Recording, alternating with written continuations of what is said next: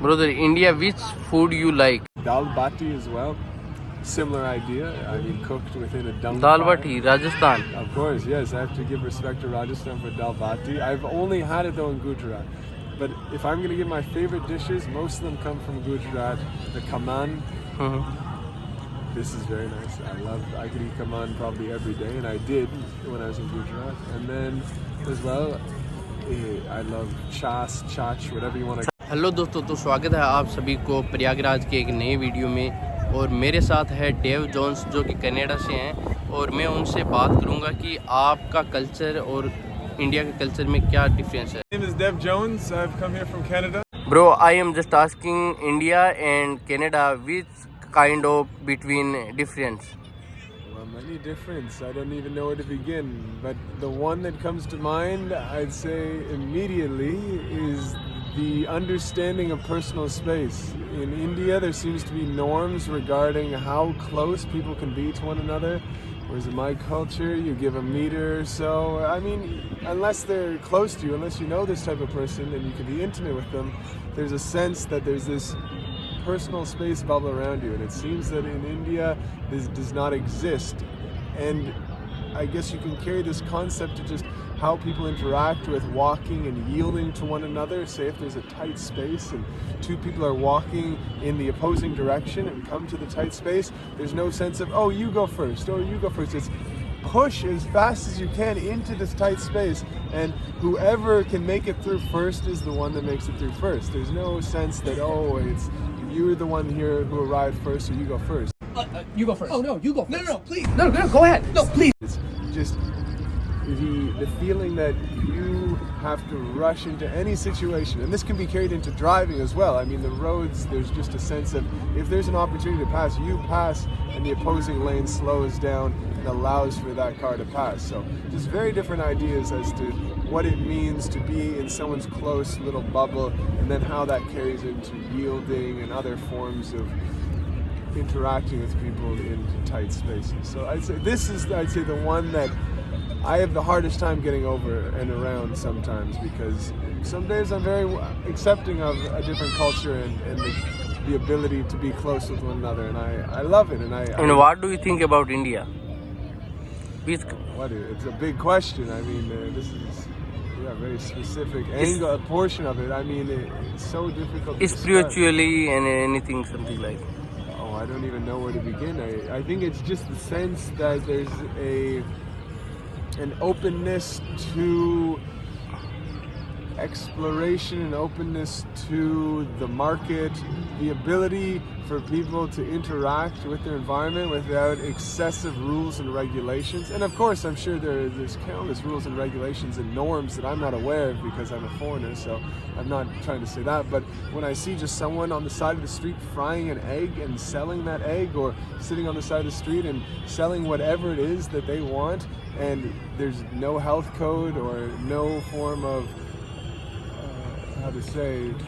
just regulations that are guarding this person, I personally love it, because it's up to you. If your gut can handle the dirty egg that the man's cooking, you eat it. You don't go and complain to some food board about that egg giving you food poisoning. It's your risk, and I like that. I personally am open to the idea of just a market that is deregulated in that sense. In other ways, yes, a deregulated market hurts the environment, it hurts people putting themselves in dangerous situations when they work. So, of course, there's problems to a completely deregulated. In India and Canada, which between parents' relation, which kind of something like hair? In what way? Just how you relate to your parents? Relative, yes, something like here live in joint family and we together. I mean, the nuclear family has taken over many of these Western countries, and the ones that I've been to, Canada, US, Australia, New Zealand, I mean, you see just direct family in one house, mother, father, siblings, and at the age of 18, most of the time the parents will usher their children out for them to go and start a life of their own, and you then come back and visit and for holidays and other events. But I mean, there's some families that are more open. I mean, in my family, this was the idea that when you turn 18, you go and you make your way. And everywhere else in the world is not like this. All of the developing world, it's multi-generational households, which I don't have experience with, but I find it beautiful that there's harmony to see all these generations living. And education system there and in here in Well, I India. find the funniest thing, and I notice about the education system, is that all of the teachers want to work within the public sector, but all of the students want to be within the private sector. So I mean, both groups are looking for different places to find their living or their place for education. And so in my country, yeah, we have private schools, high schools, elementary schools people go to. I don't know the statistics on how many people go there, I can tell you that, but we have them. They're usually considered a more prestigious school or potentially religious. I'm not sure. I know there's some Jewish religious private schools we have in Canada. I don't know the full workings of the private school system, but we have those. But for the most part, we have a very robust public school system that I went to and many others, and they prepare you, I believe, very well for tertiary education. So this is the route most people I know take, is the public school. I have some friends who went to private, but very seldom this is the case. And then I think here what I see is that it's almost everyone, like you and others, they have gone to private schools. So to me, this is the route that most people take, and those that unfortunately can't afford to go to the public school system, which is looked down upon and doesn't, from what I understand, prepare you for as well for tertiary education. Brother, India, which food you like? Very difficult question. I mean, I'll tell you some things that I don't like. First of all, the amount of oil is a little excessive at times, and so I just have to be careful with the amount of oil I'm consuming. Not to say that it doesn't taste bad in my days. I mean, when you cover your food in oil, delicious, but if I'm eating every day, I need to be very careful about the oil intake that I'm having, and the same goes for the amount of sugar. I mean, the Indian sweets, I normally like baked goods back home, but here I cannot eat many sweets because my teeth just sting for hours after I eat these things. So I have to be careful about the sweets and oil.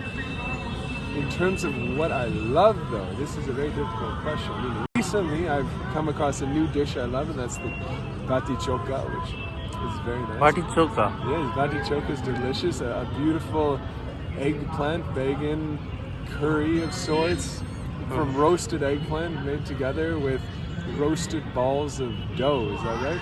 From atta, wheat flour. So this is delicious. I love this one. I love dal bati as well. Similar idea. I mean, cooked within a dung Dal fire. bati, Rajasthan. Of course, yes. I have to give respect to Rajasthan for dal bati. I've only had it though in Gujarat. But if I'm going to give my favorite dishes, most of them come from Gujarat. The kaman. This is very nice. I could eat kaman probably every day, and I did when I was in Gujarat. And then as well, I love chach, whatever you want to call it. Rajasthan also. Yes, I mean, where I really fell in love with it though was in Gujarat. I drank a lot of chas in Gujarat. And then poha, another Rajasthani dish I love. I can eat poha as well every day. This is a delicious little meal. In terms of curries, I always love bindi. Bindi might be one of the best vegetables that's in a curry. Bindi, bacon. These are all very nice. And for the past 5 months, I've been touring around the western portions of India, specifically Gujarat, where I spent 2 months going to various sant and yatra places such as Dwarka, Somnath, Nageshwar. And all of this was to complete a yatra to, just develop and get closer to the unbelievable views that I come across in this country. And so this event here, the Kumbh Mela, is where I've come to lay the capstone on this yatra that I've been doing for the past 5 months in India. And so far it has been, well, I can't even describe it properly because every moment I'm just taken aback by the amount of intensity, lovingness, in your face, electricity that people are piling on you. So it's been just a quintessential experience for anyone that wants to just connect with something more in this country.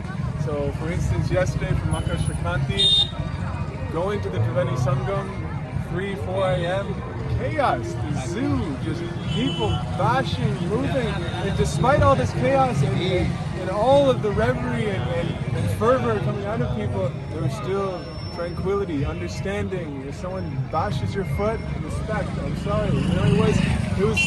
It was some way loving chaos, I guess you can call it. So I just have to commend people for the intensity they put towards going to the Triveni Sangam yesterday. At the same time, still respecting the humans to some degree, which is lost sometimes amidst the uncontrollability of a mass of people, all with the same desire to be in the same place at the same time. So this is only the first 2 days. We'll see what happens. I'll be here up until the 4th of February. So I'm still very fresh. I still know so little. So I'm willing the next month or so to just have so many ideas thrown upon me and be inculcated and assimilated into this special place. So thank you and take care. Dhanyavad.